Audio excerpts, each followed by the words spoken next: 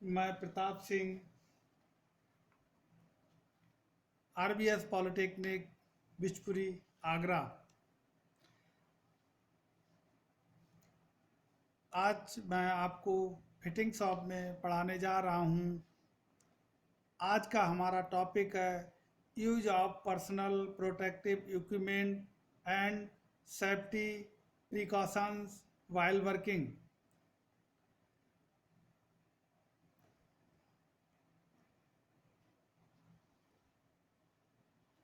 पहले तो हम ये देखते हैं कि फिटिंग शॉप में हम करते क्या हैं।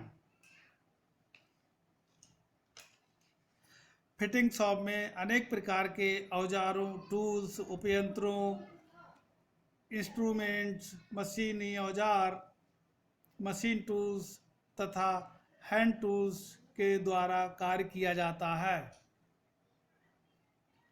कार्य करते समय हमें किस किस तरह की सुरक्षा करनी चाहिए। सुरक्षा तीन प्रकार की होती हैं। नंबर एक, स्वयं सुरक्षा, सेल्फ स्टडी। नंबर दो, औजारों की सुरक्षा, टूल्स सेफ्टी।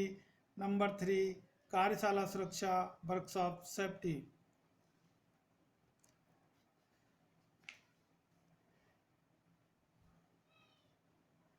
सबसे पहले तो हम ये देखते हैं कि फिटिंग शॉप में हम करते क्या हैं। आप किसी भी शॉप में आते हैं, क्या क्या प्रिकॉशन होना चाहिए जिससे कि दुर्घटना कम हो, या कौन कौन से सेफ्टी इक्विपमेंट जो आपको पहनना है, उनके बारे में मैं आपको थोड़ा इंट्रोडक्शन दे देता हूँ।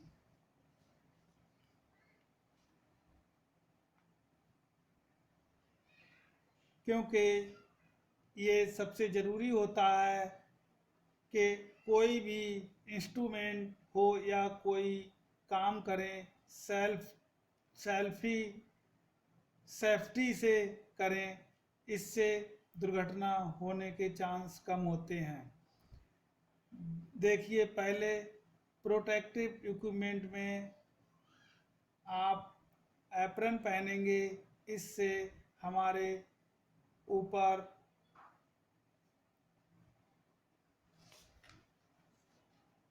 धूल के कण नहीं आएंगे। अगर कार्य करते समय तेल आदि गिर जाता है तो वह हमारे कपड़ों पर दाग नहीं लगने देगा या हमारी ड्रेस गंदा नहीं होगी। इसके बाद कार्य करते समय हम ग्लव्स पहनते हैं। ग्लव्स क्या करता है, जैसे आप किसी इलेक्ट्रिक इक्विपमेंट को यूज करते हैं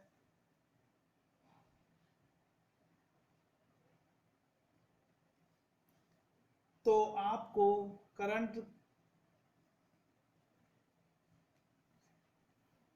लगने का डर रहता है। अगर आप ग्लव्स प्रयोग करेंगे तो आपको करंट लगने का चांस कम हो जाते हैं। और सबसे बड़ी बात, कोई भी शॉप में हो तो आप शूज पहनकर काम करें।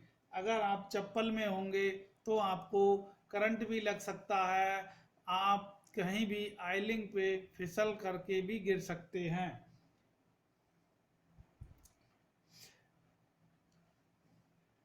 तो इसके क्या, तो आप शूज पहन कर के काम करेंगे तो इससे क्या होगा कि सारी मशीन शॉप इलेक्ट्रिक सप्लाई के रनिंग होती है। जो भी इलेक्ट्रिक सप्लाई होती है, अगर मान लीजिए अगर किसी कारणवश कहीं भी वायर की शॉर्टकट हो तो उससे हल्का तो उससे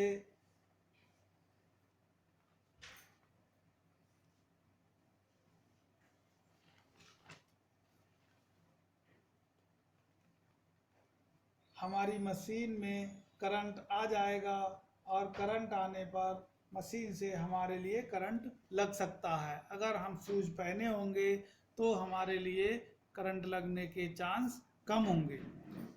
इस तरह हम अपनी स्वयं सुरक्षा करते हैं, जिसे सेल्फ सेफ्टी कहते हैं। औजारों की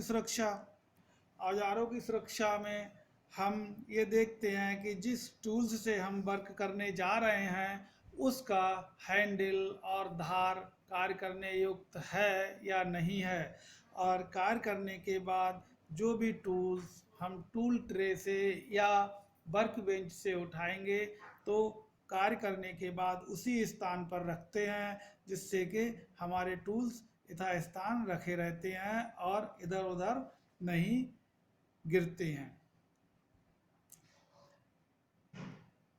नंबर 3, कार्यशाला सुरक्षा, वर्कशॉप सेफ्टी। वर्कशॉप सेफ्टी में हम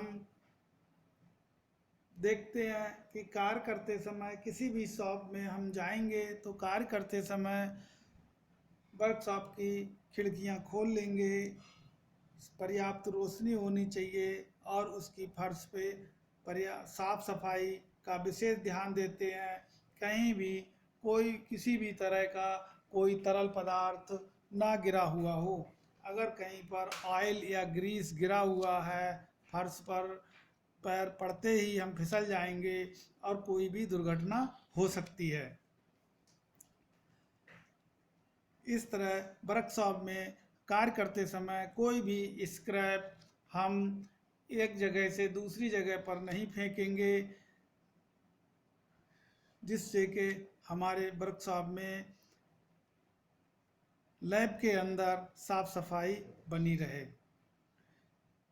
इस तरह ये 3 प्रकार की सुरक्षा होती हैं। हम तीनों प्रकार की सुरक्षा पर विशेष ध्यान रखेंगे तो कोई भी दुर्घटना नहीं होगी।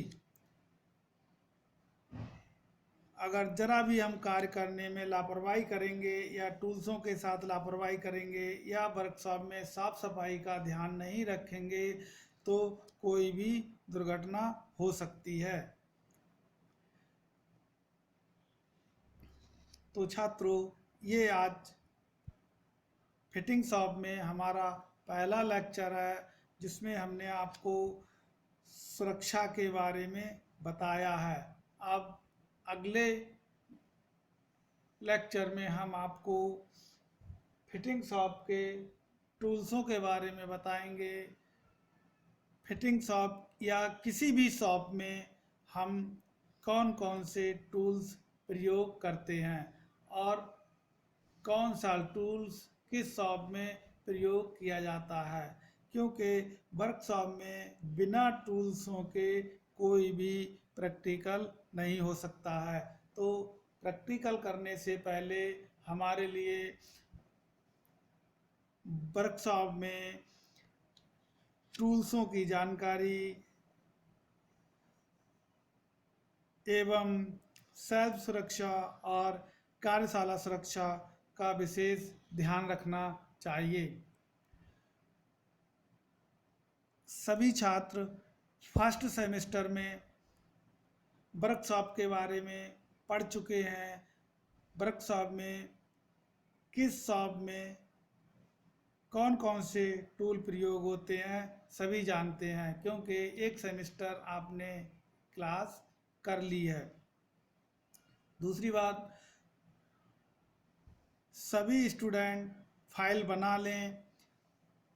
A4 साइज का पेपर दोनों तरफ लाइन वाला प्रयोग करें और चित्र बनाने के लिए दोनों तरफ प्लेन पेपर, ड्राइंग शीट वाला पेपर प्रयोग करें। और मैं अगले लेक्चर में आपको इंट्रोडक्शन ऑफ टूल्स के बारे में बताऊंगा। Okay, thank you.